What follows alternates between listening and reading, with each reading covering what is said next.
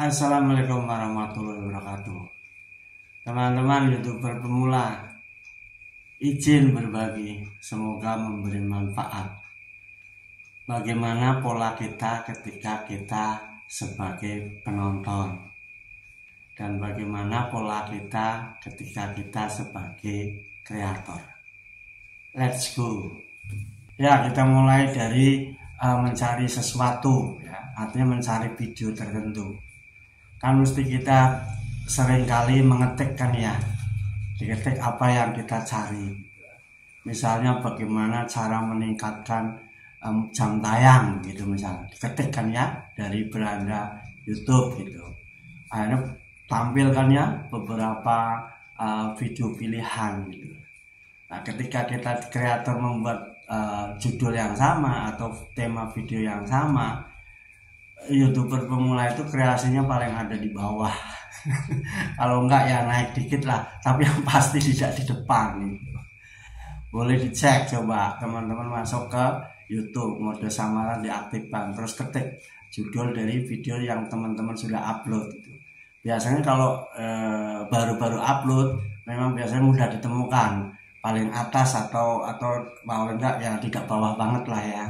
Tapi ketika bergeser ke beberapa hari, ulangi hal yang sama gitu, nanti posisinya akan berubah itu. Kenapa ya? Karena caranya menonton gitu. Jadi rekomendasinya paling bawah. Berikutnya, kalau kita lihat di beranda YouTube ya kan rata-rata mesti memperhatikan thumbnail kan ya, sama judulnya gitu. Kalau thumbnailnya menarik buat kita sebagai audiens, kemudian judulnya juga sepertinya menarik, pasti diklik kan ya. Nah, jadi ada dua hal kan ya, thumbnail, judul, satu lagi tambah kreatornya siapa, biasanya begitu kan ya. Demikian juga video-video yang direkomendasikan oleh YouTube ya kan, nongol gitu dah, terus kita pasti lihat itu thumbnailnya bagaimana, judulnya seperti apa kan, kreatornya siapa kan itu. Baru kita mau klik ya kan, karena banyak pilihan.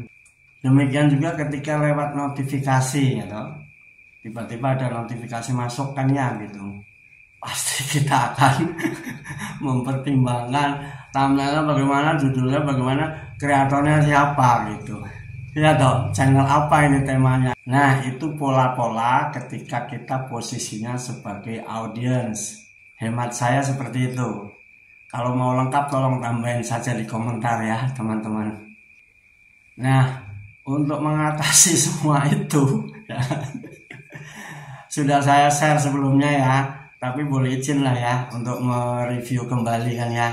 Satu adalah mesti berkunjung lah ya ke channel-channel lain, dan bukan membawa spam lah ya. Ini tak ulang-ulang berkali-kali itu.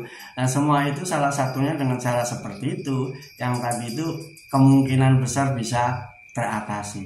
Ditambah lagi teman-teman, apalagi kalau channel kita sudah mulai dikenal oleh banyak teman-teman ya kan.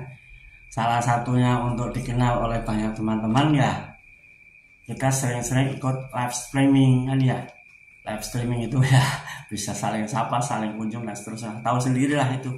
Tapi itu cara-cara yang bisa kita lakukan untuk sementara ini, sambil terus mengasah keterampilan kita agar video kita terus berkualitas sesuai dengan harapan dan memuaskan audiens.